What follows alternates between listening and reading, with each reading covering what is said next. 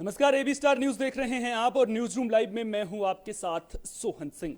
News room live में आज सबसे पहले बात करेंगे कश्मीर की खूबसूरत वादियां प्रकृति ने वरदान से नवाजा है। यहाँ की खूबसूरती देखते ही बनती है और जब आजादी का अमृत महोत्सव चल रहा हो तो आजादी के अमृत महोत्सव पर जश्न की तस्वीरें भी कश्मीर से देखने को मिल रही हैं। लेकिन इस जश्न के पीछे कश्मीर में कुछ दर्द भी छिपे हुए हैं। उन दर्दों को समझना भी बेहद जरूरी है। लगातार हो रही टारगेट किलिंग की घटनाएं कई सवाल पूछ रही हैं। सवाल ये कि आखिर कश्मीर भयमुक्त कब हो पाएगा? जो सरकार पुनर्वास की योजनाएं चला रही है, उन योजनाओं का क्या हुआ? और अगर आतंकी इसी तरह से टारगेट किलिंग करते रहेंगे तो फिर लोगों का भरोसा कैसे जागेगा?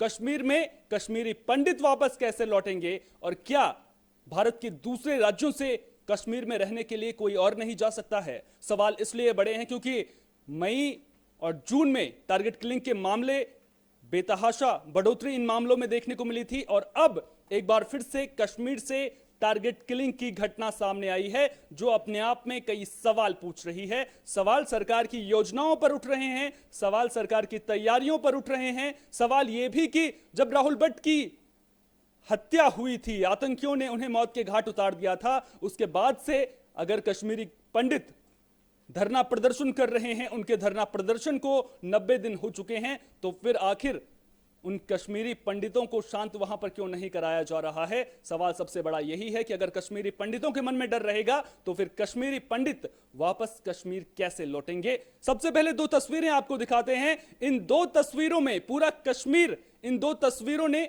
मौजूदा हालात में समेटा हुआ है। एक और आर्टिकल 370 हटने के बाद किस तरह से जश्न की तस्वीर है, दूसरी तरफ टारगेट किलिंग की घटना जो सामने आ रही है। दो तस्वीरें आपकी स्क्रीन पर हैं।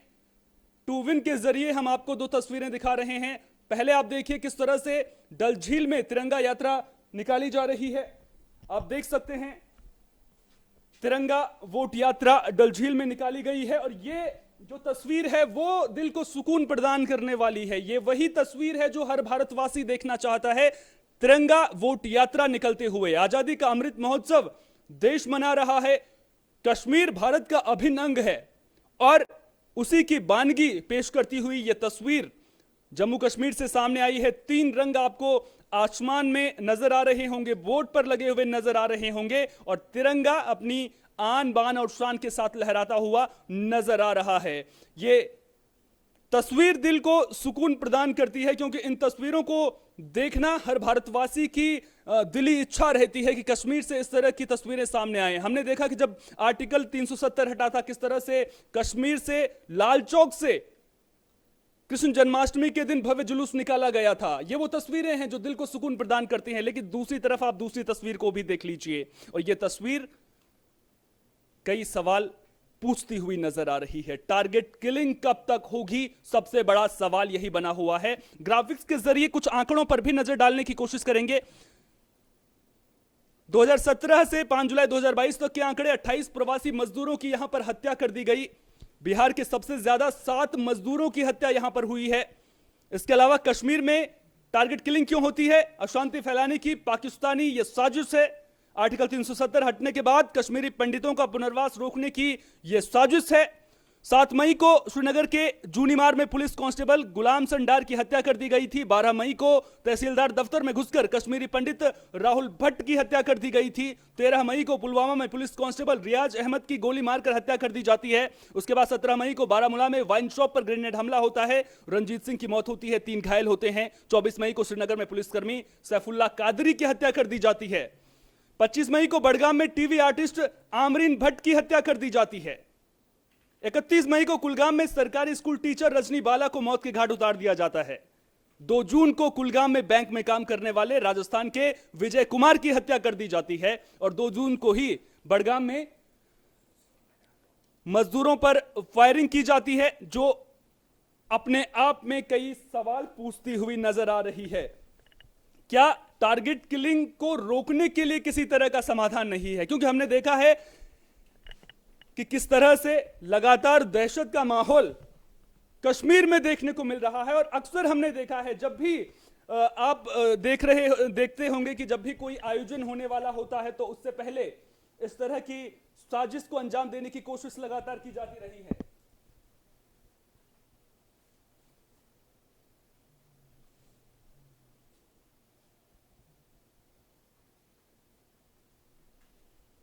तो किस तरह से साजिश को अंजाम देने की कोशिश लगातार की जाती रही है। आपको याद होगा जब अमरनाथ यात्रा शुरू होने वाली थी, उससे पहले घाटी को दहलाने की साजिश वहां पर रची गई थी। किस तरह से आतंकी संगठन लगातार धमकी देते हुए नजर आ रहे थे। कुछ ही दिन पहले की बात है, किस तरह से 25 से 30 किलो आईईडी बरामद होता है। बड़ी साजिश को अंजाम देने की कोशिश की जाती है।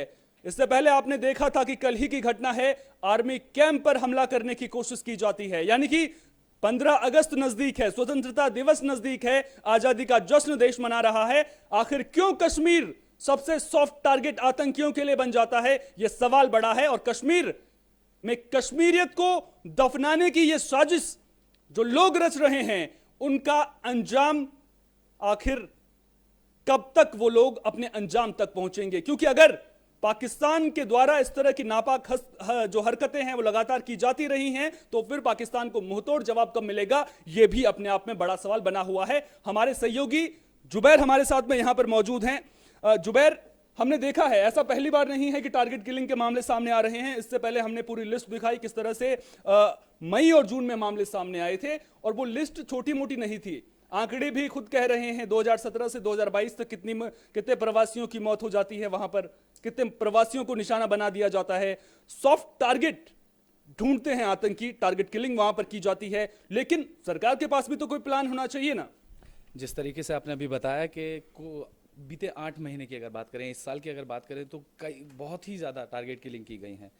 ये आंकड़ा 26 तक से 28 तक का गिना जाता है कि 28 लोगों को टारगेट किलिंग के तहत मार दिया जाता है। और पुलिस प्रशासन के आगे भी और जो हमारे जवान हैं उनके आगे भी एक चुनौती है कि जो भी टारगेट किलिंग का शिकार हो रहे हैं, उनकी मदद, उन लोगों को जो भी घाटी में रह रहे हैं, कश्मीरी पंडित हो या कोई भी गैर कश्मीरी निवासी हो, तो जो भी घाटी में प्रवास कर रहे हैं उनकी सुरक्षा कैसे की जाए। क्योंकि जो भी टारगेट किलिंग करते हैं असल में आतंकवादी अलग होता है। आतंकवादियों की पहचान कर पाना मुश्किल हो जाता है वहाँ पे। ऐसा कि मुश्किल हो जाता है कि जब वो टारगेट किलिंग कर रहे होते हैं तो इस बीच उनको ये पहचानना मुश्किल हो जाता है। स्लीपर सेल्स की तहत की तरह वो काम करते हैं और अचानक ही आम नागरिक की बनकर वो अचानक ही आतंकी घटना को अंजाम दे देते हैं या फिर टारगेट किलिंग की घटना को अंजाम दे देते हैं। तो इस तरीके से प्रशासन को काफ़ी दिक्कतों का सामना करना पड़ता है और पहचानने में थोड़ी मुश्किल होती है। जिस तरीके से अभी आपने बताया कि हाल ही में अभी एक टारगेट किलिंग हुई है जो बिहार के मजदूरों को मार गिराया है, तो मैं आपको एक और खबर दे देता हूं कि कश्मीर में अब सीआरपीएफ कैंप और पुलिस के जवानों पर फायरिंग हुई है। ये 8 घंटे के अंदर ही हुआ है। बीते 8 घंटे में दूसरी घटना हो गई है टारगेट किलिंग के बाद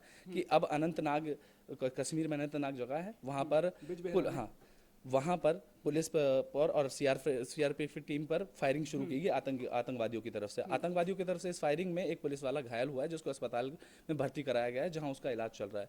तो पुलिस और जवानों के आगे कड़ी मशक्कत है ताकि उनके सामने बहुत मुश्किलों का सामना करना पड़ता है उनको, इस वजह से कि उन पर अचानक भी हमले हो जाते हैं और टारगेट किलिंग का समाधान करना ये उनके लिए बड़ी चुनौती है। जिस तरीके से कश्मीरी पंडितों का पलायन की अगर हम बात करें तो 90 दिन हो गए हैं। राहुल भट्टा की हत्या के बाद से ही कुछ कश्मीरी पंडित, 5000 कश्मीरी पंडित धरने पर बैठ गए थे। उनकी ये मांग थी कि उनको घाटी से दूसरी जगह ट्रांसफर किया जाए, जिसको लेकर उन्होंने अब सरकार की तरफ अपना गुस्सा जाहिर करना शुरू कर दिया है। वो 3 महीने से लगातार धरने पर बैठे हैं। सरकार की तरफ गुस्सा जाहिर करना शुरू कर दिया है क्योंकि जब कश्मीरी पंडित राहुल भट्ट की हत्या हुई थी, आपको याद होगा, उसके बाद से ही कश्मीरी पंडितों का वहां पर धरना प्रदर्शन शुरू हो गया था। उसके बाद रजनी बाला की हत्या के बाद मामले ने तूल पकड़ा था और फिर जो प्रदर्शन है वो उग्र भी होने लगा था।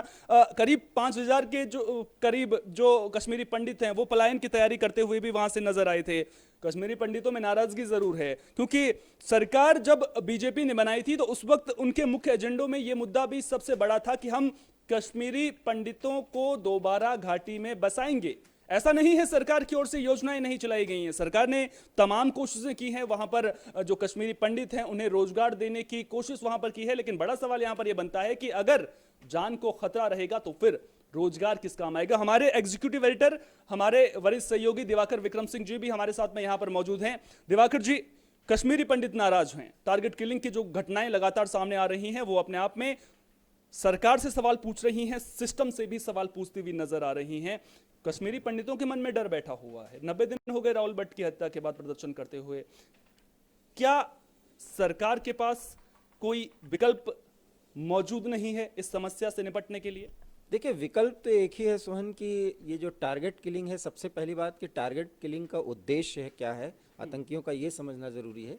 टारगेट किलिंग में वो एक तो सांप्रदायिक उनका नज़रिया है कि वहाँ पर कश्मीरी हिंदू शब्द कश्मीरी पंडित लोग यूज़ करते हैं, कश्मीरी हिंदू को वहाँ से हटाया जाए। हालांकि पाकिस्तान जो ये चाल चल पाया है और जो चलता रहा है, चूंकि इतना आगे वो बढ़ा चुका है मामला कि इसके अलावा कोई उनके पास विकल्प नहीं है, विकल्पहीन हो चुके हैं। तो सबसे बड़ी बात है कि उनको भगाना, और उस टारगेट किलिंग में वो लोग जो आप कह सकते हैं कि वो भारतीय हैं, मुसलमान हैं, कश्मीरी मुसलमान हैं और भारतीय पक्ष और उसके हितों के संदर्भ में वो सूचनाएं देते हैं, उनको वो टारगेट किलिंग के तहत निशाना बनाते हैं। अब आपने कहा कि सरकार के पास विकल्प, तो सरकार के पास एक ही है जिस पर सरकार काम कर रही है, हालांकि उस पर तेजी लाने की जरूरत है। वो है कि कुछ ऐसे जोन्स का निर्माण करना जहां पर कोई वो कॉलोनियां बसाई जाए और वहां पर उनको रखा जाए। अभी जैसा कि जुबैर बता रहे थे कि इतने हिंदू जो है वो 3 महीने से वो बैठे हुए हैं कि उनको ट्रांसफर नहीं बल्कि उनको शिफ्ट किया जाए, ये कहते हैं, और वो शिफ्टिंग चाहते हैं जम्मू में। तो ये विकल्प नहीं है। देखिए, समस्या है तो उसका समाधान होगा, इसमें दो राय नहीं कि जिसके जान पर, जिसके पूरे समस्या पर, जिसके पूरे वजूद पर समस्या आई होती है वही समझ सकता है। लेकिन देखिए, वो तो अब है ही है, क्या करिएगा, ये 70 सालों की एक समस्या है और सीमा पार से ऐसा चल रहा है। विकल्प 2 ही 3 बचे हैं और उसमें एक विकल्प पर सरकार काम कर रही है, लेकिन उसमें बहुत तेजी लाने की जरूरत है। वो है कि जो सिलेक्टेड जोन्स हैं उसका निर्माण तेजी से किया जाए। इतने ज्यादा कॉलोनियों का निर्माण करना है हर एक डिस्ट्रिक्ट में, जम्मू कश्मीर के खास करके वहां पर वो लोग जो सेवा दे रहे हैं राज्य सरकार में, चाहे छोटे पद पे हैं बड़े पद पे हैं, वो स्थायी रूप से वहां बसाया जाए और उनकी सारी व्यवस्था उसी कॉलोनी के अंदर हो रही है। ऐसे 2-3 कॉलोनियों का निर्माण भी सोहन हो चुका है, हम लोगों ने खबरों में उसको भी दिखाया है। ठीक है, जोन बनाइए आप, जोन में सुरक्षा का इंतजाम कीजिए, लेकिन सर यहाँ तो दफ्तर में घुस करके गोली मार दी जा रही है। बात वही उसी पर आ रहा था, तब मैंने कहा कि इसके बाद भी ये किलिंग्स रुक जाएंगे ऐसा नहीं है, क्योंकि सीमा पार से तो निर्देश है कि वहां पर कश्मीरी हिंदुओं की शिफ्टिंग न हो पाए। मैं फिर कह रहा हूं सोहना, आप देखिएगा आने वाले समय में यही एक ऐसी चाल आईएसआई की फेल होगी जहां पर वो सांप्रदायिक आधार पर कश्मीर घाटी में मुस्लिम्स के अतिरिक्त कोई बस ही ना पाए। जब इस आधार पर पूरी चर्चा होगी और यूएन तक ये मामला जाएगा, जो जा चुका है, पूरी दुनिया देख रही है, तो वर्ल्ड लॉबी जो है वो भारत के साथ रह जाएगी और वही स्थिति पाकिस्तान के लिए मुश्किलें पैदा करेगी। लेकिन इसमें समस्या तो है, क्योंकि कश्मीरी हिंदू जो मारे जा रहे हैं वो तो पलायन करेंगे और उनकी नाराजगी को झेलना पड़ेगा, उनके लिए एक बहुत बड़ी समस्या है। ऐसे में केंद्र और राज्य सरकार के ऊपर बहुत भारी दबाव है, क्योंकि 370 और 35 से हटाने के बाद ये वादा किया गया था कि अब हम कश्मीरी हिंदुओं को फिर से बसाएंगे। एक तो विकल्प ये है, दूसरा विकल्प ये है कि जब उसको कहते हैं डेमोग्राफिक चेंज किया जा रहा है, जो एक प्रोपेगेंडा है, ऐसे चेंज में कुछ नहीं है, वहां पर अब लोगों को बसाना चाहिए, लेकिन उसमें तो फिर भूमिका बना देंगे कि कश्मीरियों को हटा करके भारत के अन्य क्षेत्रों से ले आकर के बसाए हैं। चूंकि हम लोकतांत्रिक देश में रह रहे हैं, यहाँ प्रोपेगेंडा ज्यादा चलता है। ऐसे में 12 लाख से अधिक कश्मीरी अपने गांव में शिफ्ट हो जाएंगे सोहन, फिलहाल असंभव है। लेकिन टारगेटेड जोन्स अगर हम बनाएं जो कि पूरी तरह से सुरक्षा के दृष्टिकोण से महफूज हों, उनको बना करके बसाया जा सकता है। अब कितने कश्मीरी पंडित या कश्मीरी हिंदू जिनका अपना विश्वास कायम हो कि हाँ वो लौटेंगे, वो भी कहेंगे कि हम अपनी जान हथेली पर रख करके वापस लौट रहे हैं। कुल मिला के बहुत बड़ी एक मुश्किल है और इसी मुश्किल के पार होते होते आप देख लीजिएगा एक लड़ाई भारत और पाकिस्तान के बीच होनी है, क्योंकि ये अंतिम प्रयास है पाकिस्तान का और इस प्रयास में अगर वो असफल हुए तो फिर कश्मीरियत शब्द जो बोली जाती है वो एस्टैब्लिश हो जाएगा, क्योंकि तिरंगा अब लाल चौक में लहराया जाने लगा है सोहन। बिल्कुल, अब इसी बात की दरकार है। बिल्कुल, कहीं ना कहीं जब तक पाकिस्तान है तब तक कश्मीर में आतंकवाद का रुकना थोड़ा मुश्किल है, क्योंकि कश्मीर में आतंकियों को पाला पोसा जाता है, उसके बाद बॉर्डर पार कराई जाती है, भारत में भेजा जाता है और उसके बाद आतंकी वारदातों को अंजाम देते हैं। लेकिन हमारे सुरक्षा बल पूरी मुस्तैदी के साथ डटे हुए हैं और हमें फक्र है अपने उन सुरक्षा बलों पर जो दिन रात केवल हमारी सुरक्षा में लगातार वहां पर लगे हुए हैं। बात कश्मीरी पंडितों के पुनर्वास की हो रही है, लेकिन विडंबना यह है कि कश्मीरी पंडित धरना दे रहे हैं, 90 दिन हो गए हैं और वहां से पलायन एक बार फिर से करना चाहते हैं। वो पुराना दौर सबने देखा है, उस पर मैं आज नहीं जाऊंगा। हमारे वरिष्ठ सहयोगी शोएब खान जी भी हमारे साथ में यहां पर मौजूद हैं। शोएब जी, 2 तस्वीरें आज देखी कश्मीर से। एक तस्वीर हमने देखी टारगेट किलिंग की, जो अपने आप में सवाल पूछ रही है। दूसरी तस्वीर हमने डल झील की भी देखी। मैं अपने सहयोगी से चाहूंगा कि डल झील की जो तस्वीरें हैं उनको जरूर स्क्रीन पर चलाएं। डल झील की जो तस्वीरें हमने देखी, तिरंगा लहराता हुआ नजर आ रहा है शान से। आजादी का अमृत महोत्सव मनाया जा रहा है। हमने आजादी के अमृत महोत्सव के दौरान हर घर तिरंगा अभियान पर विपक्ष के सवाल उठते हुए भी देखे, महबूबा मुफ्ती को सवाल उठाते हुए भी देखा। लेकिन ये तस्वीरें कहीं ना कहीं, जिस तरह से मैं पहले भी अपनी बातों में ये कहता हुआ आया हूं कि जब हर घर में तिरंगा लहराएगा तो उन तमाम राजनेताओं को जवाब मिलेगा जो हर घर तिरंगा अभियान के खिलाफ हैं। जवाब एक तरह से देखिए, जिस वक्त ये अमृत महोत्सव की घोषणा हुई थी और कि तिरंगा हर घर में चलाया जाएगा, उस वक्त कश्मीर में मुफ्ती मोहम्मद सईद ने से के अलावा महबूबा मुफ्ती के अलावा और भी जो विपक्षी दल हैं उन्होंने भी यही बात कहा था कि इस तरीके के तरह तरह के आरोप लगाना शुरू कर दिए थे। लेकिन जैसे जैसे 15 अगस्त नज़दीक आ रही है, वहाँ लोगों में एक जश्न का जो है उत्साह देखने को मिल रहा है। डल झील का मामला हो, लाल चौक का मामला हो, जम्मू का मामला हो, कश्मीर का मामला हो, कहीं भी लोगों में एक उत्साह देखने जा रहा है। कल हम विजुअल देख रहे थे अनंतनाग के, तो उसमें छोटे छोटे बच्चे थे, छोटे बच्चे हाथों में जो हैगा तिरंगा लिए हुए, और सड़कों से जब फोर्स के लोग वहाँ से गुजरे तो उन्होंने झंडा दिखा कि यूँ सलूट मारा उन्हें। तो ये इन बच्चों में इस तरीके से जब वो एक उत्साह देश के प्रति जाग रहा है, तो उनके जो अभी तक आरोप लगा रहे थे, इल्ज़ाम लगा रहे थे, उनके मुंह को सीधा सीधा उनको जवाब मिल गया। आज यही रीज़न है कि अब वो चुप होने के लिए मजबूर हो गए, लेकिन वो चुप नहीं बैठेंगे, क्योंकि ये सारा प्रोपगेंडा जो हैगा वो पड़ोसी देश के इशारे पर ही कर रहे हैं और ये वो करते रहेंगे। क्योंकि अगर उनके इस को प्रोपगेंडे को अगर वो नहीं करेंगे तो उनके इसमें हित पूरे नहीं होंगे। चाहे इससे पहले के भी और जो कश्मीर के और नेता रहे हैं, चाहे यासीन मलिक हों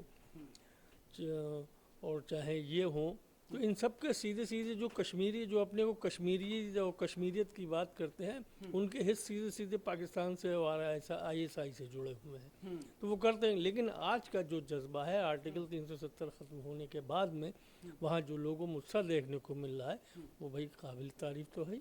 बिल्कुल, कहीं ना कहीं अगर आर्टिकल 370 नहीं हटता तो फिर ये तस्वीर शायद ही देश देख पाता, क्योंकि हमने देखा है कि किस तरह से कश्मीर पर हमने सियासत होती हुई देखी और हम देख रहे हैं कि तिरंगे पर किस तरह से देश में सियासत हो रही है। सियासत इस तरफ रुख करती हुई नजर आ रही है कि ये तेरा तिरंगा, ये मेरा तिरंगा, ये भी देखने को मिल रहा है। बीजेपी हर घर तिरंगा अभियान चला रही है तो कांग्रेस पार्टी ने तिरंगा पदयात्रा भी शुरू कर दी है। हमारे सहयोगी विश्वनाथ सिंह हमारे साथ में यहां पर मौजूद हैं। विश्वनाथ, आर्टिकल 370 हटा, उसके बाद एक सुखद तस्वीर आज डल झील से देखने को मिली। अगर आर्टिकल 370 नहीं हटता तो फिर शायद इस तरह की तस्वीर देखने को मिलती। वहां से हमने जन्माष्टमी के दिन, जिस तरह से मैंने पहले भी जिक्र किया कि किस तरह से जन्माष्टमी के मौके पर हमने देखा कि खूबसूरत तस्वीर निकली, जुलूस निकला, भगवान श्री कृष्ण के जयकारे लगते हुए नजर आए। अब अगर आज की तस्वीर को देखें, दूसरी तरफ देश में तिरंगा को लेकर के जिस तरह से सियासत हो रही है, दोनों को तराजू में तोलने की कोशिश करें तो कहीं ना कहीं लोग जीतते हुए नजर आ रहे हैं, देश जीतता हुआ नजर आ रहा है। जी बिल्कुल सोहन सर, जैसा भी जिस तरह से देश ने, मतलब हमारे प्रधानमंत्री ने तिरंगा रैली का आह्वान किया था और इसका अभियान जो जिस हद तक उन्होंने मतलब संभव प्रयास किया था वो काफ़ी हद तक अच्छा दिख रहा है। और उनकी जो ये मुहिम चलाई गई थी कि हर घर तिरंगा पहुंचाने की, हर घर तिरंगा रैली की, वो प्रदेश सरकारें काफ़ी तौर पर, इस पे विपक्ष सरकारें भी इसका समर्थन कर रही हैं। हालांकि कांग्रेस नहीं कर रही थी, लेकिन अब वो भी भारत जोड़ो यात्रा का आह्वान कर रही है और वो भी तिरंगा रैली के माध्यम से हर घर तक पहुंचना चाहती है और लोगों को एक जन संदेश देना चाहती है, लोगों को जागरूक करना चाहती है। कहीं ना कहीं सरकार लोगों को जागरूक कर रही है। बहुत बहुत शुक्रिया विश्वनाथ आपका। सरकार लोगों से अपील कर रही है कि 13 से 15 अगस्त के दिन अपने घर पर तिरंगा फहराएं। उसको लेकर के देश भर में सियासत हो रही है, लेकिन डल झील की खूबसूरती वैसे ही काबिल तारीफ है, वहां की खूबसूरती देखते ही बनती है। लेकिन जब तिरंगा वोट यात्रा निकलती है, वोट पर तिरंगा शान से लहराता हुआ नजर आता है, तो उस खूबसूरती में चार चांद लग जाते हैं। सैलानी दूर दूर से डल झील घूमने के लिए आते हैं, क्योंकि डल झील को अगर आप देखेंगे तो वहां पर जो शांति का अनुभव आपको होगा वो दूसरी जगह शायद ही हो, और जब देश का तिरंगा वहां पर लहरा रहा हो तो फिर वो नजारा, उस नजारे के क्या ही कहने। हमारी सहयोगी सपना वर्मा भी हमारे साथ में यहां पर मौजूद हैं। सपना, डल झील में तिरंगा, विश्वनाथ ने अपनी राय रखी, शोएब खान जी ने अपनी राय रखी। अगर मैं आपसे पूछूं कि तिरंगा एक तरफ शान से लहरा रहा है, लेकिन दूसरी तरफ कुछ साजिशें पड़ोसी मुल्क से भी हो रही हैं देश में अशांति फैलाने की, और उन साजिशों पर अगर लगाम लगाना है तो कहीं ना कहीं कितनी तैयार आप सरकार को मानते हैं? देखिए, सरकार पूरी तरह से तैयार है। अगर बात की जाए जून के महीने की, तो 15 से ज़्यादा ऑपरेशन चलाए गए, जिसमें 27 से ज़्यादा आतंकियों का खात्मा किया गया। और इससे पहले भी अमित शाह की ओर से भी, गृह मंत्री अमित शाह की तरफ से भी बैठक रखी गई थी और अमरनाथ यात्रा को लेकर सुरक्षा के पुख्ता इंतजाम किए गए थे। केंद्र सरकार पूरी तरह से ही चौकन्नी है, लेकिन कभी कभार ऐसा होता है कि इस तरह की घटनाएं जो होती है, आतंकवादी जो अपने नापाक मंसूबों से बाज नहीं आते, वो इस तरह की घटना को अंजाम देते हैं। अभी आपने देखा कि बांदीपुरा की घटना ही है, अपने आप में कई तरह के सवाल छोड़ते कि किस तरीके से जो आतंकवादी है वो वहां पर गैर कश्मीरियों को निशाना बना रहे हैं, और जो टारगेट किलिंग है उसमें इजाफा देखने को मिल रहा है, जो अपने आप में कई तरह के सवाल छोड़ रहा है। बात की जाए अगर केंद्र सरकार की, तो केंद्र सरकार पूरी तरह से जो है उन्होंने सुरक्षा के इंतजाम कर दिए। टारगेट किलिंग को लेकर जो केंद्र सरकार की तरफ से एक्शन जो है वो लगातार देखने को मिल रहा है। इससे पहले जो है जून के महीने की अगर बात की जाए तो उस समय भी आतंकियों के सफाई के लिए कई तरह के ऑपरेशन चलाए गए थे। 15 से ज्यादा ऑपरेशन अभी तक चलाए जा चुके हैं, जिनमें 27 से भी ज्यादा आतंकियों का खात्मा हो चुका है। तो अपने आप में ये बताता है कि केंद्र सरकार पूरी तरह से एक्टिव मोड पे है। और अभी स्वतंत्रता दिवस आने वाला है, इंडिपेंडेंस डे आने वाला है, इसके लिए भी तैयारियां तेज हो गई हैं। और जिस तरीके से आज जो घटना सामने आई है उसके बाद से जो है सरकार पूरी तरह से एक्टिव है। तो सरकार पूरी तरह से एक्टिव है, और सरकार इतनी एक्टिव है कि अब आतंकियों को मुंहतोड़ जवाब मिलेगा। हमने देखा कि जिन जिन कश्मीरी पंडितों की हत्या घाटी में हुई है, उन जिन आतंकियों ने वारदात को अंजाम दिया है, उनमें से ज्यादातर को मुठभेड़ में मार गिराया भी गया है। राहुल भट्ट के हत्यारे को भी 2 दिन पहले ही मार गिराया गया था, और साफ तौर पर संदेश आतंकियों को दे दिया गया है कि कश्मीर में आतंकी वारदातें, आतंकी गतिविधियां अब और बर्दाश्त नहीं की जाएंगी। लेकिन समय समय पर जब इस तरह से टारगेट किलिंग होती है तो फिर सवाल बहुत सारे खड़े होते हैं। उम्मीद करेंगे कि आने वाले दिनों में टारगेट किलिंग की वारदातों में अंकुश लगता हुआ भी नजर आएगा। उम्मीद ये करेंगे कि घाटी में शांति लौटेगी, आतंकी जो साजिश रच रहे हैं उन्हें मुंहतोड़ जवाब मिलेगा, और घाटी एक बार फिर से कश्मीरी पंडितों के रहने लायक बनेगी। आतंकी वारदातों पर लगाम लगेगी, और जो भय का माहौल बनाने की कोशिश की जा रही है इस तरह की गतिविधियों के द्वारा, उस माहौल से कश्मीरियत जीतेगी। कश्मीरियत जीतेगी तो फिर यह देश भी जीतेगा। चलिए अब एक और खबर का रुख कर लेते हैं। बात अब 24 के चुनाव की भी कर लेते हैं, क्योंकि 24 के चुनाव को लेकर के माहौल बनना शुरू हो चुका है। और माहौल की शुरुआत कब हुई? जब कांग्रेस पार्टी दिल्ली में प्रदर्शन कर रही थी। राहुल गांधी, प्रियंका गांधी आपको काले कपड़ों में नजर आए होंगे, उसको लेकर के बयानबाजी भी खूब हुई, काला जादू तक की बात भी सामने आई। और जब काला जादू की बातें निकल कर सामने आई तो उसके बाद सत्ता पक्ष हो या फिर विपक्ष हो, उसको अपने अपने तरीके से अपने फायदे के लिए उसे लेने की कोशिश लगातार यहां पर की गई। ममता दीदी, मोर्चा जरूर उन्होंने केंद्र सरकार के खिलाफ खोल रखा है, लेकिन उनके मंत्री, उनके नेता उनकी सरदर्दी बढ़ा रहे हैं। जो पहले मंत्री थे पार्थ चटर्जी, घोटाले में अंदर हैं, और घोटाला उनको इतना भारी पड़ा कि उनकी कुर्सी चली गई, मंत्री पद उनसे छिन गया। और उसके बाद ममता बनर्जी उससे उबर भी पाती कि इस बीच सीबीआई के शिकंजे में अनुव्रत मंडल फंसते हुए नजर आए। हालांकि दीदी ने समझदारी दिखाई, ज्यादा हो हल्ला नहीं किया और दोनों नेताओं से एकदम से किनारा कर लिया। लेकिन साथ ही टीएमसी सीबीआई और ईडी के खिलाफ प्रदर्शन भी कर रही है। सरकार पर सरकारी एजेंसियों के दुरुपयोग का आरोप लगा रही है। तीसरी तरफ बिहार की तस्वीरें भी हमने देखी, किस तरह से बिहार में नीतीश कुमार ने एक बार फिर से पलटी मारी। मुख्यमंत्री वही रहे लेकिन सरकार बदल गई।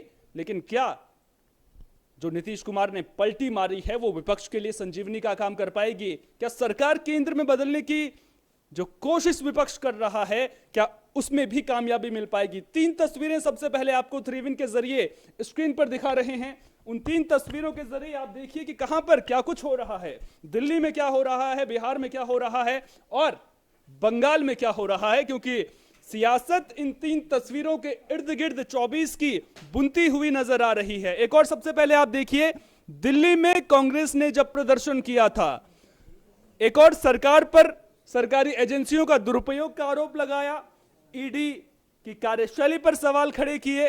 दूसरी तरफ दूसरी तस्वीर में आप देखिए बिहार की तस्वीर, नीतीश कुमार मुख्यमंत्री वही रहे लेकिन एनडीए का साथ छोड़ा और जेपी नड्डा का वो जो बयान था कि देश में अब जो क्षेत्रीय पार्टियां हैं वो खत्म हो जाएंगी, बीजेपी ही बच जाएगी, उस पर तंज कसते हुए भी नजर आए। पीएम पद की रेस में वो हैं या नहीं, जब उनसे सवाल पूछा गया तो हालांकि उन्होंने ये कहा कि मैं पीएम पद की रेस में नहीं हूं, लेकिन पार्टी तय करेगी कि उन्हें कब तक मुख्यमंत्री रहना है। तो जो नीतीश कुमार जाने जाते हैं कि उनका अगला कदम सोच पाना इतना आसान नहीं होता है, उसको उन्होंने बरकरार रखा है। तीसरी तस्वीर बंगाल की है। बंगाल में ममता दीदी हैं और बंगाल विधानसभा चुनाव में ममता दीदी ने जो लड़ाई बीजेपी के खिलाफ लड़ी थी, जिस तरह से बीजेपी के मंसूबों पर पानी फेरा था, उस लड़ाई को 24 में क्या वो जीत पाएंगी? उसी तरह से जिस तरह का प्रदर्शन बंगाल में रहा था, हालांकि जद्दोजहद ज्यादा करनी होगी, लेकिन विपक्ष अपने में जिस तरह से उलझा हुआ है, ऐसे में विपक्ष के लिए आसान बिल्कुल भी नहीं होने वाला है। कुछ ग्राफिक्स आपको दिखा देते हैं। इन ग्राफिक्स के जरिए सबसे पहले नीतीश के पलटी मारने से विपक्ष को क्या बूस्टर मिल गया है, वो सवाल जो उठ रहे हैं। राज्यों में बीजेपी के खिलाफ किलेबंदी से क्या विपक्ष की लड़ाई आसान होगी, यह भी बड़ा सवाल है।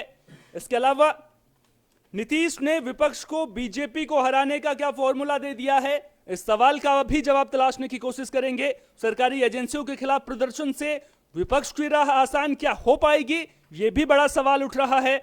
और इसके अलावा महंगाई और बेरोजगारी के मुद्दे पर सरकार की घेराबंदी जो करने की कोशिश की जा रही है, वो कितनी असरदार है। विपक्ष अगर एकजुट तो पीएम चेहरा कौन होगा, यह सबसे बड़ा सवाल। नेतृत्व के चक्कर में क्या विपक्ष बिखर जाएगा, यह भी सवाल उठता हुआ नजर आ रहा है। मोदी को हराने के लिए कांग्रेस क्षेत्रीय पार्टियों को तवज्जो देगी क्या, यह भी सवाल उठ रहा है। और इन सवालों का जवाब तलाशने की कोशिश करेंगे। कौन क्या कर रहा है? कांग्रेस महंगाई और बेरोजगारी के मुद्दे पर प्रदर्शन कर रही है, सरकार को घेरने की कोशिश कर रही है। घेराबंदी जरूर कर दी है, लेकिन वो कितनी असरदार है, यह भी कहीं ना कहीं बड़ा सवाल है। सोनिया राहुल से पूछताछ हुई तो ईडी के खिलाफ भी हल्ला बोल दिया गया, ईडी दफ्तर के बाहर प्रदर्शन किया गया और सरकार पर सरकारी एजेंसियों के दुरुपयोग का आरोप भी कांग्रेस पार्टी लगातार लगा रही है। नीतीश कुमार क्या कर रहे हैं? बिहार में एनडीए से किनारा किया, फिर महागठबंधन सरकार बनाई। राज्यों में विपक्षी पार्टियों की एकजुटता पर नीतीश कुमार जोर दे रहे हैं। ममता बनर्जी क्या कर रही हैं? पार्थ चटर्जी की गिरफ्तारी से बैकफुट पर आई। टीएमसी नेता अनुब्रत मंडल पर सीबीआई का शिकंजा कसा और ममता दीदी की टेंशन एक बार फिर से बढ़ गई। दीदी ने दोनों नेताओं से किनारा कर लिया, साफ तौर पर कहा कि भ्रष्टाचार के लिए कोई जगह नहीं है। साथ ही साथ बीजेपी पर सरकारी एजेंसियों के दुरुपयोग का आरोप भी लगाया। सीबीआई और ईडी के खिलाफ प्रदर्शन भी देखने को मिला। ये विपक्ष की तैयारियां हैं, लेकिन बीजेपी क्या इन तैयारियों से निपटने के लिए पूरी तरह से तैयार है? और सबसे बड़ा सवाल यह भी कि अगर जब तक बीजेपी के पास प्रधानमंत्री नरेंद्र मोदी हैं, तब तक क्या विरोधियों के लिए 24 की लड़ाई इतनी आसान होने वाली है? कुछ बेहद अहम सवाल हैं। सबसे पहले बिहार की राजनीति से शुरुआत करेंगे। बिहार में नीतीश कुमार एक बार फिर से आरजेडी के साथ आए।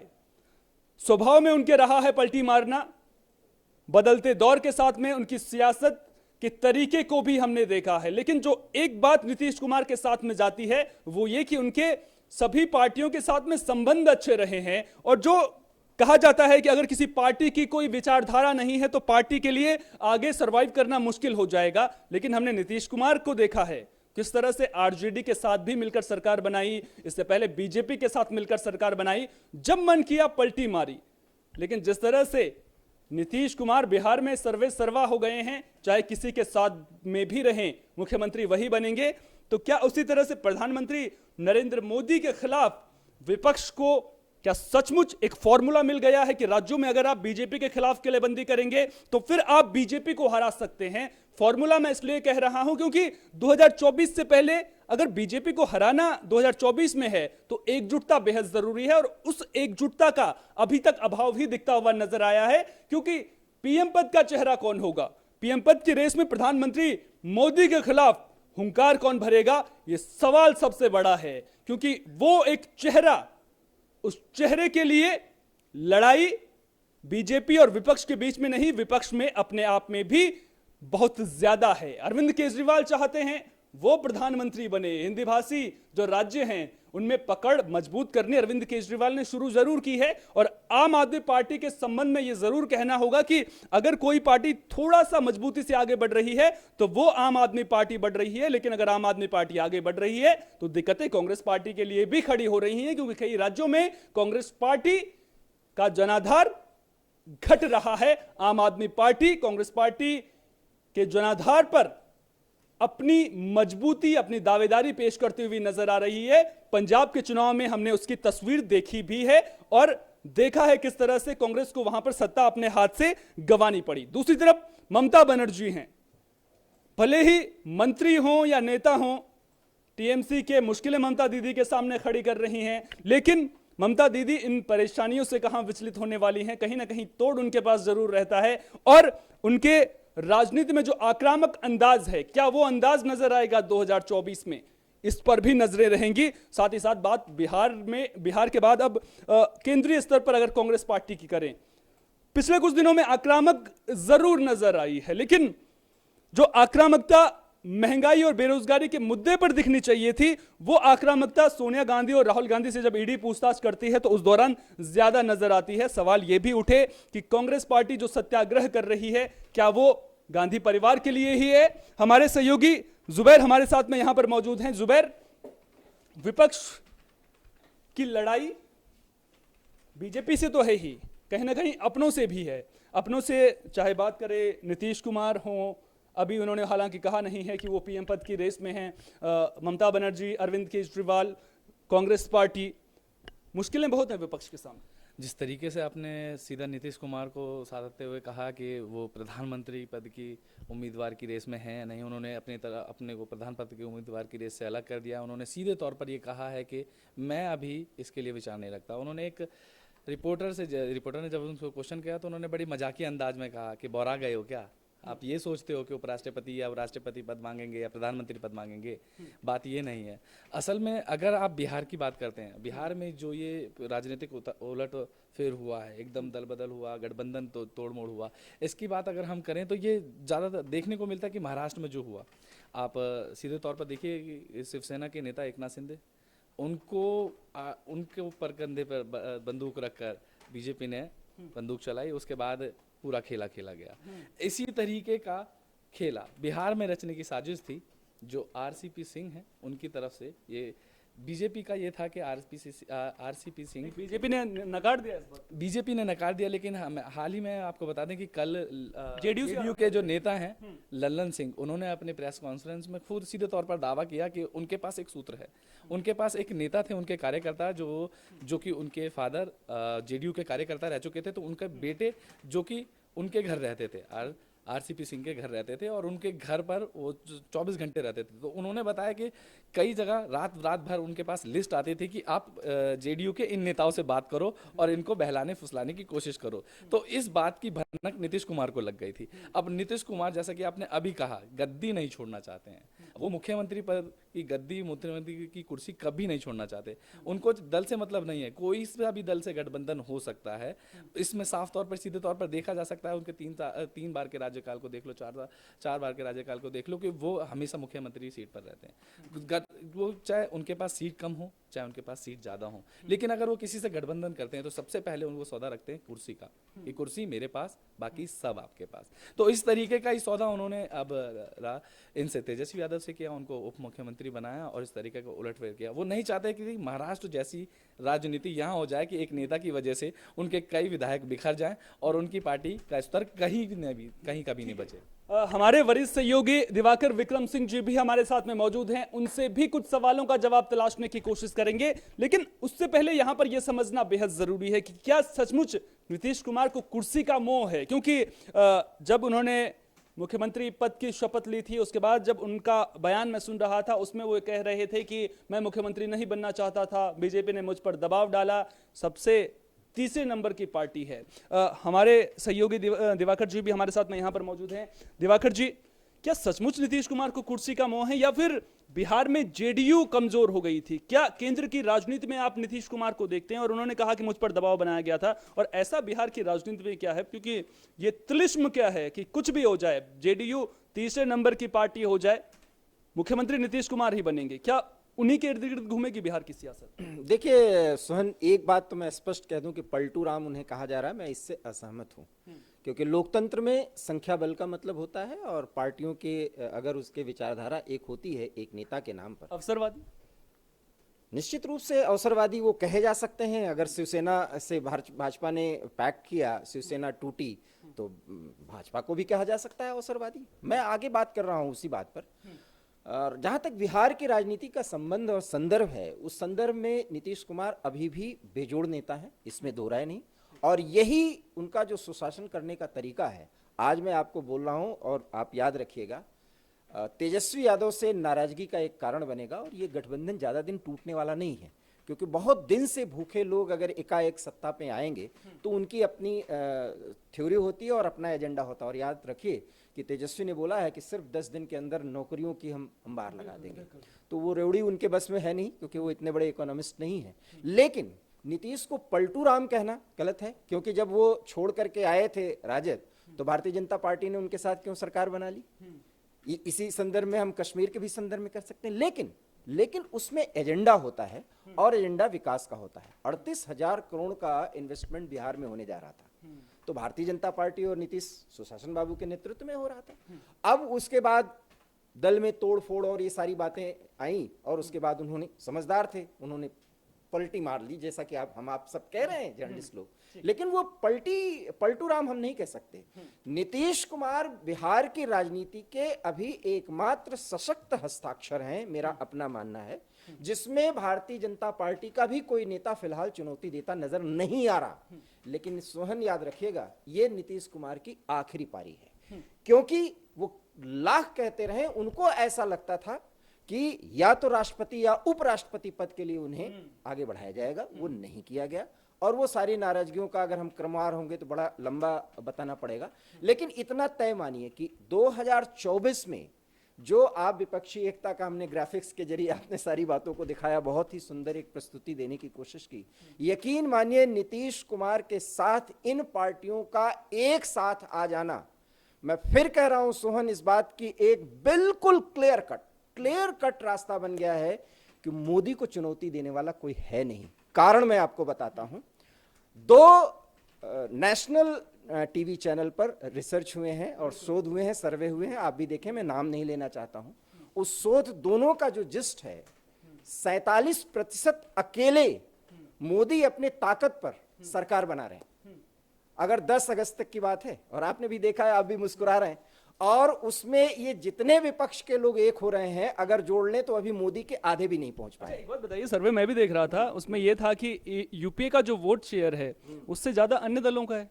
जी, मैं वही बात कह रहा हूं। अब इन क्षेत्रीय पार्टियों का, और जो सोन हम लोग बात कर रहे हैं, ये 2024 के एजेंडा में देखिएगा। अब रही बात की कांग्रेस की तरफ से एक बात सामने लाई जा रही है कि क्षेत्रीय दलों को खत्म करके भाजपा शासन करना चाह रही है। इसके विरोध में मैं एक तर्क देना चाहता हूं। भारतीय जनता पार्टी का सबसे ज्यादा विधायक, लेकिन महाराष्ट्र में एकनाथ शिंदे को सरकार बनाई। मायावती के साथ ज्यादा विधायक भारतीय जनता पार्टी के, मायावती ने सरकार बनाई थी। नीतीश बाबू से ज्यादा विधायक बीजेपी के थे, नीतीश बाबू को सुशासन बाबू कह करके प्रधानमंत्री ने उनकी सरकार बनाई थी। हम आपको कितने ऐसे उदाहरण दे सकते हैं जहां एनडीए का वजूद बना रहे, क्योंकि ये वाजपेयी जी की संकल्पना थी। आपने उदाहरण दिए वो ठीक है, लेकिन जेपी नड्डा खुद एक भाषण में बोलते हैं पटना में। ये मैं बात आपसे कह रहा हूं, क्योंकि फिर मैं कहूंगा कि नीतीश बाबू अभी भी बिहार की राजनीति में सशक्त हस्ताक्षर हैं। जो उन्होंने त्वरित निर्णय लिया, वो लिया जाना था। क्योंकि आरसीपी सिंह जिसके नाम पर यह सारा गेम हुआ और जो लड़ाई हुई, आरसीपी सिंह कुछ ऐसा कर रहे थे जो नीतीश बाबू को कतई पसंद नहीं आया था, खास करके उस स्थिति में क्योंकि अपने राजनीतिक कैरियर की जो पराकाष्ठा है उस पे वो एकदम लास्ट पारी खेल रहे हैं, ये मान लीजिए आप सोहन, क्योंकि वो प्रधानमंत्री पद के दावेदार नहीं होने जा रहे हैं। मैं आपको लिख के देता हूं, इसलिए क्योंकि नीतीश बाबू बिहार की राजनीति के हस्ताक्षर होने के बावजूद आरजेडी के बगैर, भाजपा के बगैर सुशासन बाबू नहीं बन पा रहे हैं, लेकिन ममता दीदी अपने दम पर सरकार बना रही हैं और मोदी रथ को रोकती हैं। ममता दीदी इतने आसानी से मान लेंगी?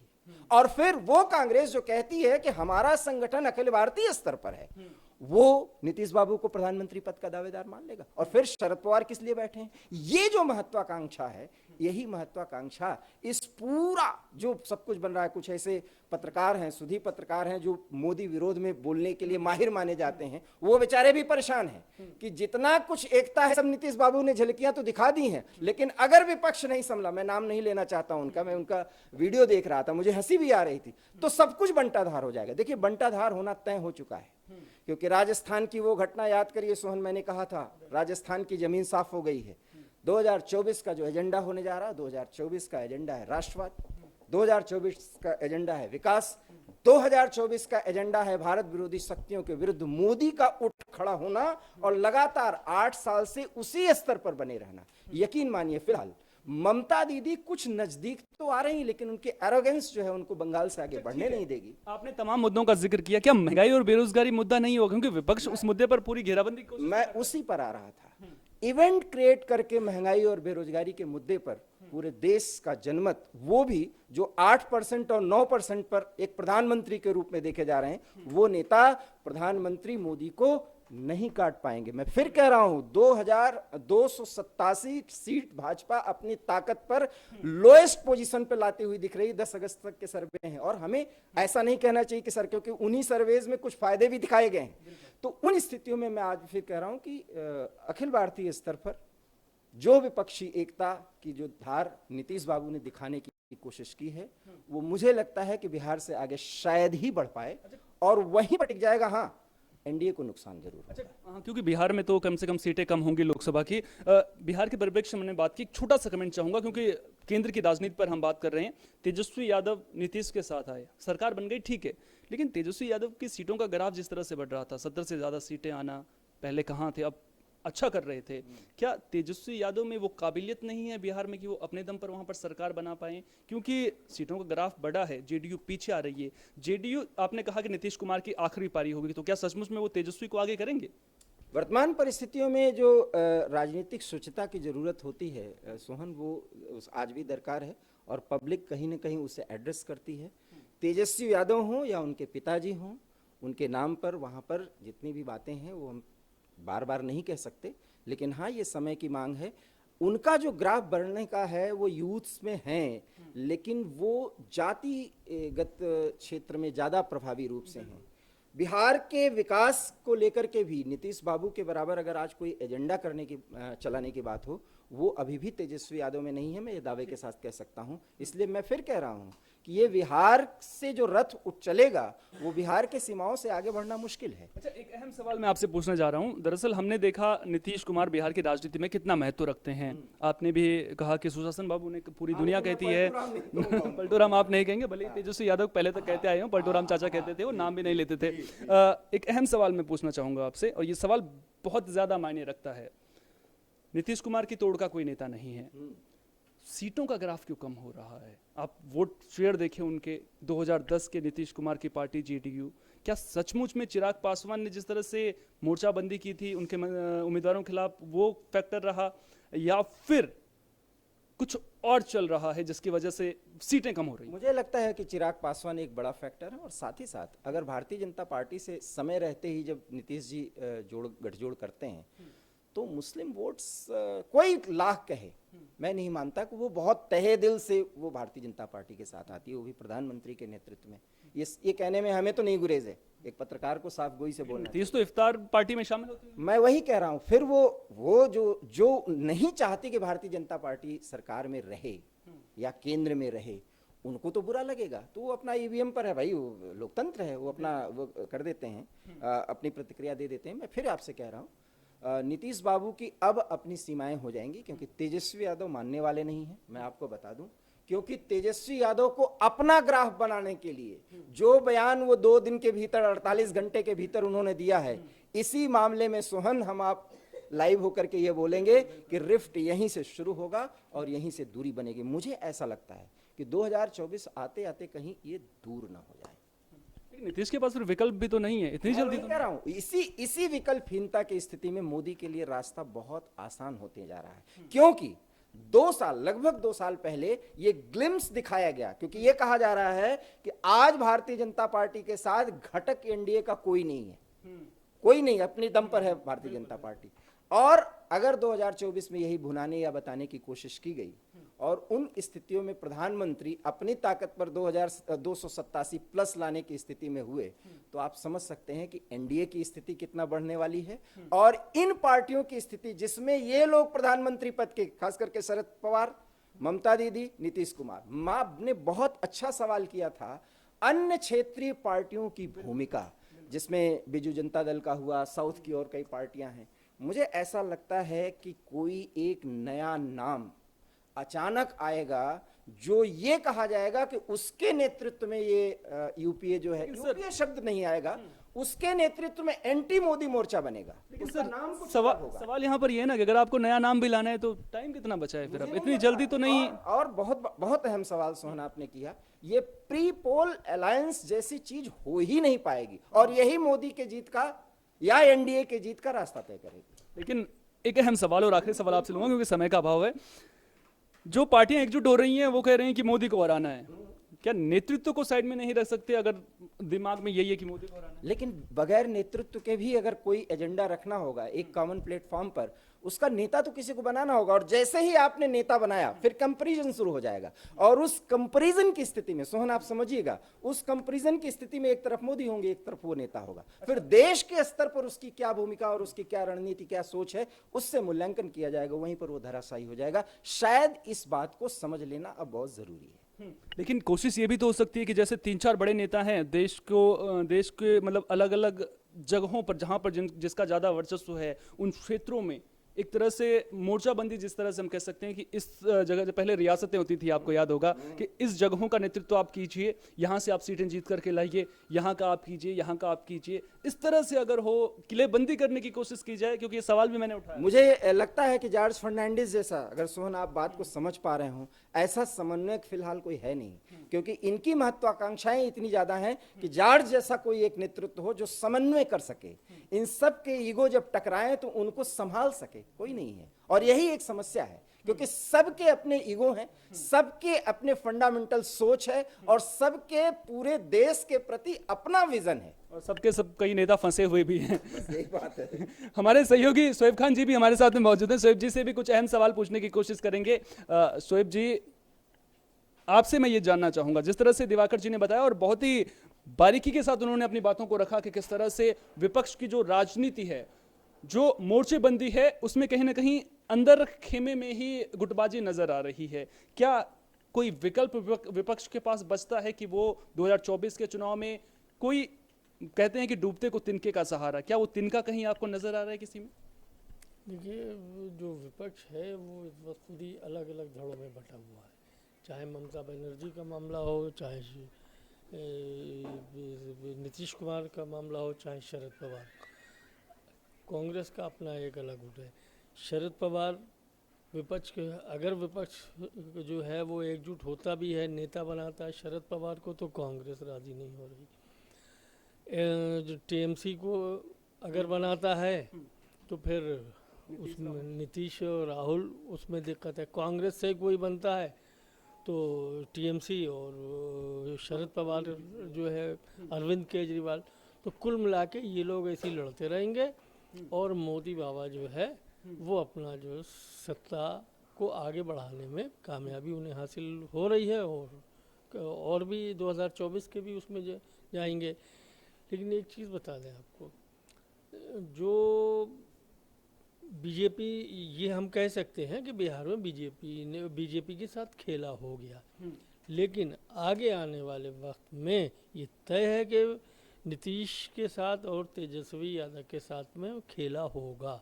इलेक्शन तक, क्योंकि वहाँ की जो सर्वे रिपोर्ट आ रही हैं उसमें सीधा सीधा यही कहा जा रहा है कि, और ये बीजेपी का जो चुपचाप होना भी एक बहुत बड़ा रीज़न है, क्योंकि जो बीजेपी की जो सर्वे रिपोर्ट आई उसमें साफ ये कहा गया है कि जो ये एक विकास की बात करके सरकार में आए थे, वो विकास का एजेंडा वहाँ पर लागू नहीं हो पाया, उस पे के ऊपर ठीकरा पूरा जो हैगा वो बीजेपी के ऊपर जा रहा था।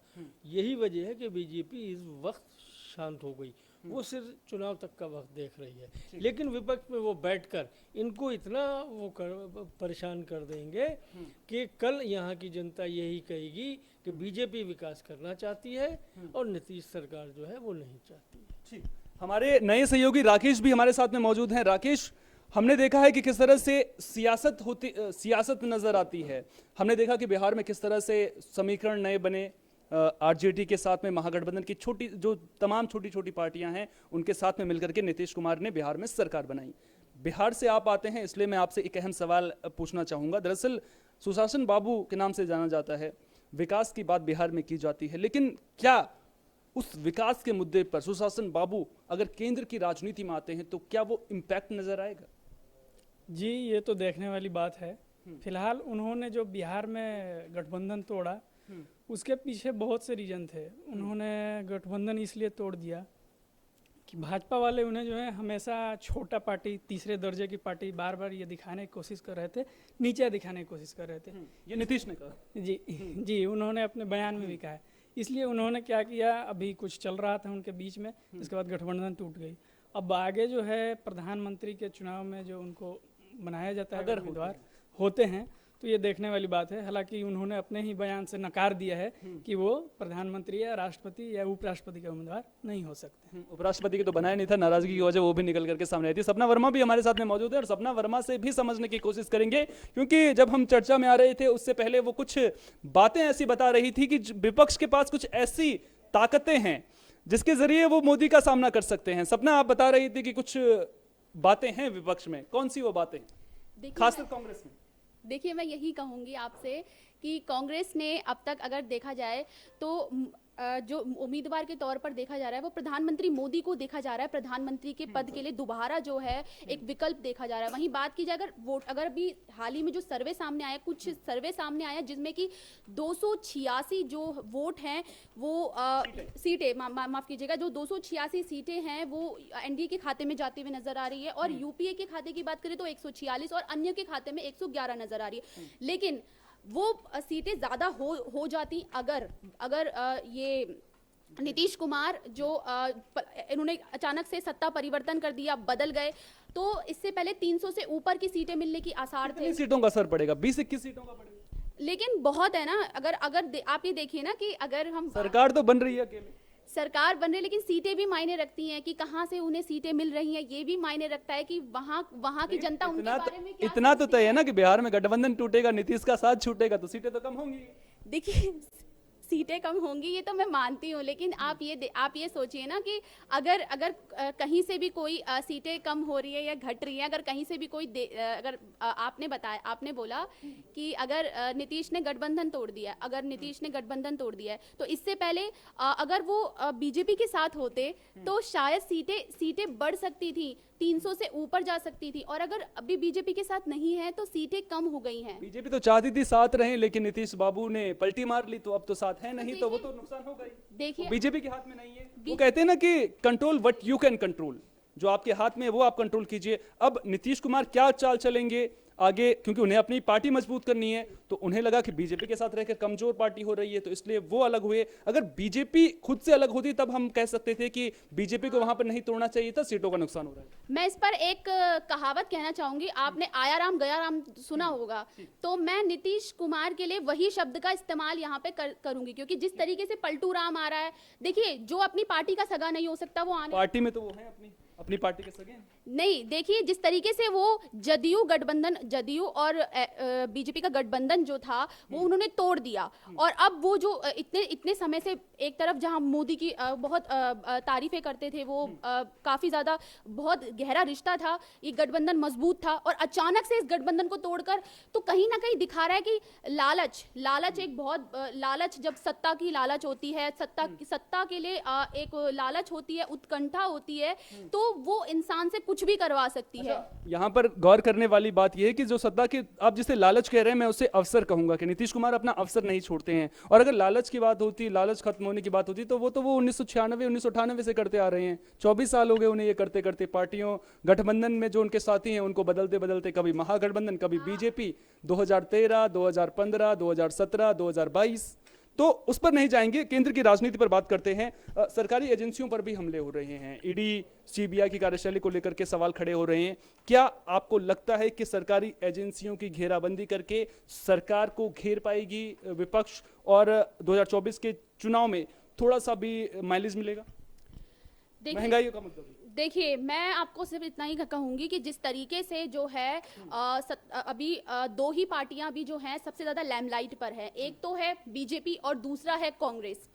बात की जाए कांग्रेस की, तो पिछले समय में कुछ ऐसी चीजें हुई हैं, जैसे कि ईडी की कार्रवाई हुई है, हेराल्ड मामले में हुई है, नेशनल हेराल्ड मामले में जो कार्रवाई हुई है, उसके बाद से लगातार जो है देखिए, आप अगर सत्ता में हैं तो आप एक दूसरे पे निशाना साधेंगे, जरूर साधेंगे, विपक्ष भी साधता है और आप भी साधेंगे, लेकिन इसमें सबसे बड़ी बात यह है कि महंगाई के मुद्दे पर, महंगाई आज काफी ज्यादा है, और देखा जाए तो महंगाई जिस तरीके से बढ़ रही है, सिलेंडर के दाम बढ़ रहे हैं, डीजल पेट्रोल के दाम, वोट में कन्वर्ट कर पाएगी विपक्ष? देखिए, वोट एक बहुत बड़ा सवाल है। आपने जो पूछा है कि वोट में उसे कर पाएगी, तो ये अपने आप में, इसके लिए एक स्ट्रैटेजी बनानी जरूरी है। इसके लिए उन्हें सबसे पहले लोगों के बीच जाना होगा, एक कैंपेनिंग की शुरुआत करनी होगी किस तरीके से, क्योंकि अगर देखा जाए तो मुझे लगता है कि प्रियंका गांधी और राहुल गांधी अगर मिलकर सूझबूझ से स्ट्रैटेजी के साथ काम करेंगे, तो हो सकता है कि वो भी एक विकल्प हो सकते हैं आने वाले समय में। स्ट्रैटेजी पर काम करना होगा, और वो स्ट्रैटेजी क्या होगी, वो रणनीतिकार कौन होगा? क्योंकि रणनीतिकार अब चेहरा एक रहे तो फिर वो लड़ाई नहीं होती है। वो कहते हैं कि जहां 100 बिल्लियां होती हैं वहां पर वो काम जो है ना वो अधूरा रह जाता है, वो काम पूरा नहीं हो पाता है। जहां पर बहुत सारे लोग एक ही काम को करने के लिए आए ना, अगर वो साथ मिलकर के नहीं आ रहे हैं, अलग अलग मोर्चे से आ रहे हैं, और रणनीति नहीं है आपके पास, क्योंकि अगर आप महंगाई और बेरोजगारी के मुद्दे पर सरकार को घेरने की कोशिश कर रहे हैं, तो क्या आप इस मुद्दे पर वोट बनाने की जो क्षमता है वो रखते हैं? वो रणनीतिकार कौन होगा? क्या विपक्ष चेहरे के फेर में फंस जाएगा?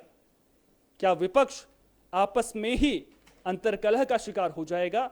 और सबसे बड़ा सवाल यह कि अगर विपक्ष एकजुट है तो फिर चेहरा कौन होगा? फिलहाल के लिए न्यूज़ रूम लाइव में इतना ही। देश दुनिया की तमाम अहम खबरों के लिए बने रहिए AB स्टार न्यूज के साथ, क्योंकि यहां पर खबरों का सिलसिला कभी नहीं थमता।